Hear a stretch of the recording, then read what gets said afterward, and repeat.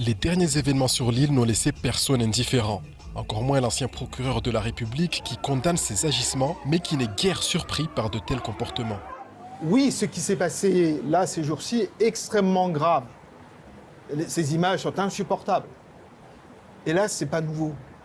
Hélas, ce n'est pas la première fois qu'il y a une volonté de tuer. La lecture que j'ai des événements, c'est que c'est cyclique. On connaît parfois des cycles d'accalmie, pour des tas de raisons, et puis on y revient. Des événements aussi graves que ceux que nous vivons aujourd'hui se sont déjà produits, en réalité.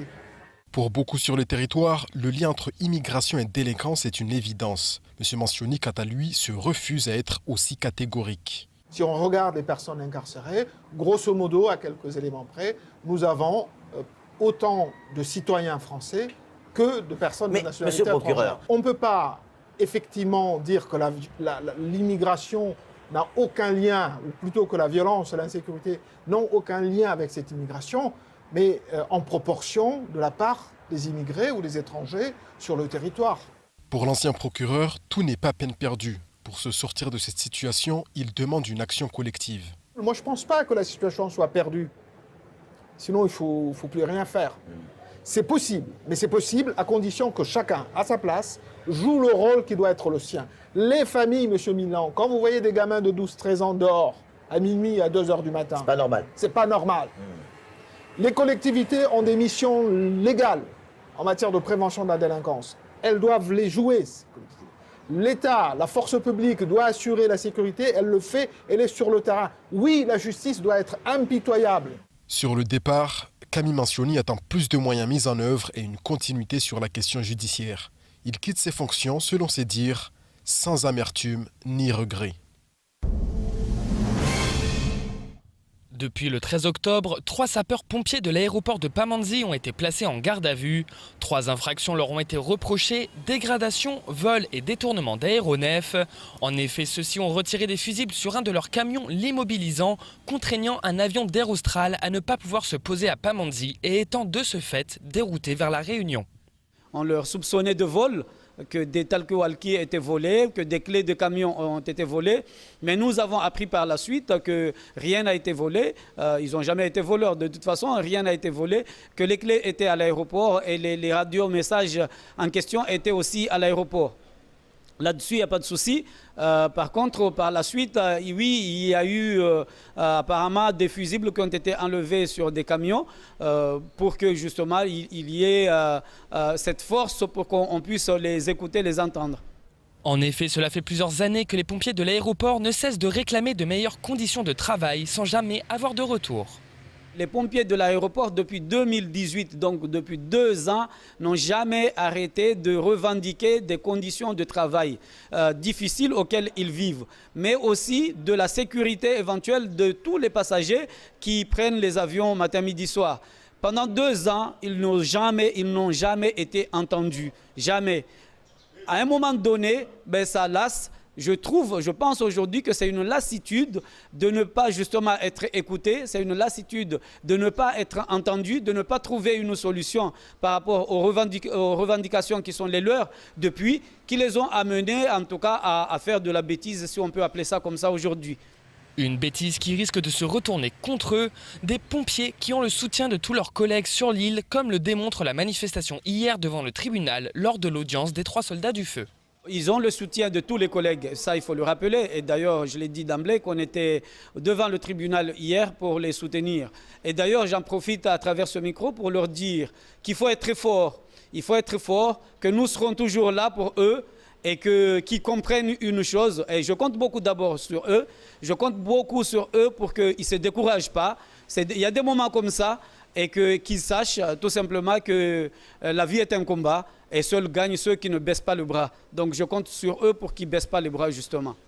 Ces 3 pompiers ont été notifiés hier d'une comparution à l'audience du 9 décembre.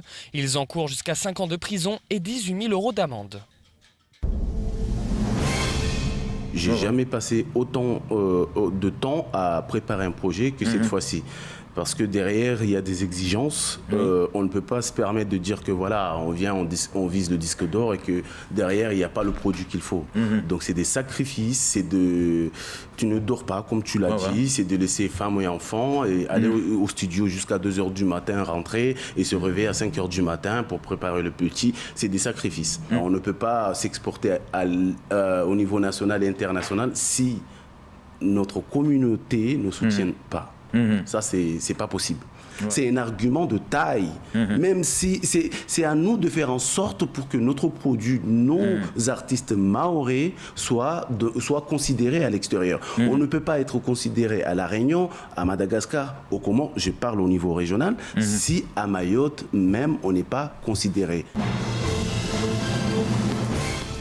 Les élections municipales de mars et de juin dernier ont donné lieu à plusieurs recours dans certaines communes, intercommunalités et syndicats. Ainsi, les 6 et 9 octobre dernier, le tribunal d'appel de Mamoudzou a examiné les dossiers relatifs aux communes de moins de 10 000 habitants, celles qui ne sont pas concernées par un compte de campagne. C'est le cas de Bandraboua, Bouéni, Chikoni, Kalikeli et Mtsangamouji. Le verdict vient de tomber, seules les élections de Kanikeli sont annulées. On se voit séparer à l'arrivée Abdou Rachadi, le maire élu et son concurrent Hassani Soufiane Ayouba. Ce dernier a déposé au tribunal administratif 2 recours. Le premier visait 13 bulletins écartés du décompte des voix, le second dénonçait des dissemblances entre les signatures des électeurs. 25 dissemblances ont bien été constatées, c'est la raison pour laquelle le juge a pris la décision d'annuler le résultat du scrutin. Le maire sortant, Abdou Rachadi, dispose maintenant d'1 mois pour faire appel de la décision auprès du Conseil d'État.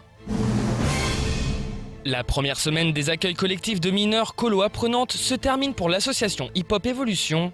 Mercredi, le préfet et le recteur se sont rendus à Iloni pour rendre visite aux animateurs et aux jeunes pris en charge par l'association.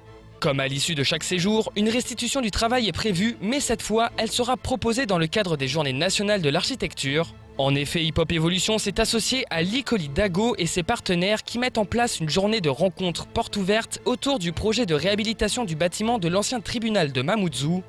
L'occasion pour les 10 jeunes danseurs et danseuses de proposer ce samedi à 17h les premières étapes de travail de création à Roussi, issues des 2 premières sessions de la résidence d'artistes en accueil collectif de mineurs. Elles ont été menées par Massondi Saïd Ali aux côtés de Faouz Rahaya, Delzid, Désiré, Dio, Samir, Kamardine pendant une semaine en août et donc lors de cette première semaine de vacances d'octobre. Le pôle culturel de Chirongui vient d'annoncer sa programmation des prochaines semaines. Aujourd'hui se tiennent les Journées nationales de l'architecture. Le pôle culturel de Chirongui reçoit le talentueux artiste Lutfi qui présentera ses maquettes de maisons en bois et faire également parler ses talents de poète et musicien. Demain, les plus talentueux d'entre nous auront le loisir et la possibilité d'investir la scène du pôle culturel pour exprimer leurs talents, qu'il s'agisse de danse, de musique ou de performance. Le vendredi suivant, les spectateurs de Chirongui pourront jouir des fruits d'une collaboration entre 2 artistes, L'Équipier et Toninga, qui présenteront leur travail commun. Le rire sera également au rendez-vous ce week-end-là avec l'association Tani Malandi Chirongui qui proposera 1 heure de sketch et de théâtre. Enfin, le samedi 24 octobre à 18h30, le groupe Ghetto Family occupera l'espace du pôle culturel pour un concert dédié à la présentation de leurs œuvres.